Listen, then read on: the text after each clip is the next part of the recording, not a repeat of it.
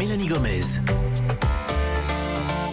Heureuse de vous retrouver dans son rendez-vous, votre émission Santé Bien-être. Nous sommes ensemble comme chaque jour de la semaine jusqu'à 16h. Alors avant de retrouver dans quelques minutes notre invité, le docteur Nathalie Bricou, avec qui on va parler de réduction mammaire, c'est le moment du bon conseil du docteur Jimmy Mohamed. Alors aujourd'hui, Jimmy, vous nous parlez d'un symptôme qui angoisse souvent les parents, la toux, et plus particulièrement la toux chronique chez les enfants. Mais d'abord, pourquoi on tousse finalement ? Alors la toux, c'est un phénomène de défense physiologique, c'est-à-dire qu'il est normal de tousser, il est important de comprendre son mécanisme, et d'ailleurs, il n'est pas totalement élucidé, on n'est pas totalement sûr de comment ça marche. On sait que néanmoins, ça sert à évacuer les sécrétions et à mobiliser des corps étrangers dont on veut se débarrasser, et aussi à fluidifier ces sécrétions, donc c'est un mécanisme de défense.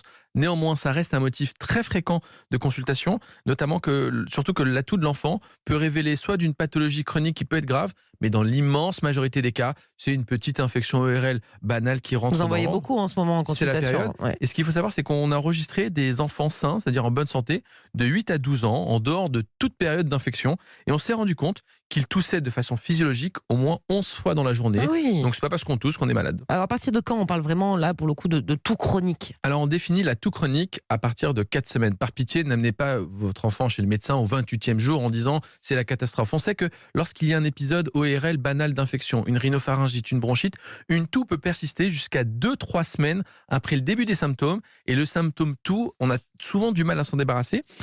Il ne faut pas oublier qu'on est en période d'épidémie, beaucoup de virus, et que parfois, les enfants enchaînent des viroses qui laissent penser qu'on a une toux chronique. Or, ils ont une rhinopharyngite. Sur autre chose. Exactement. Et à ce moment-là, ils vont tousser un peu plus longtemps. On estime simplement à 10% les enfants qui vont tousser au-delà de 3 semaines. Donc, ça reste assez marginal. Du coup, quels examens il faut faire pour diagnostiquer ça, si besoin ? Alors, lorsque la toux traîne, évidemment qu'il faut faire une radiographie de thorax. Ça nous permettra d'éliminer une infection, qui est le premier diagnostic qu'il faut rechercher. À ce moment-là, on peut avoir soit une infection pulmonaire authentique, une bronchite surinfectée, parfois un corps étranger qui aurait été inhalé. Une petite pile, un jouet. Alors la pile, c'est dramatique, c'est une urgence, mais une cacahuète, un jouet, et à ce moment-là, la toux peut être chronique. Et puis dans certains cas, on peut avoir des cas de tuberculose qui sont en recrudescence, notamment en Île-de-France.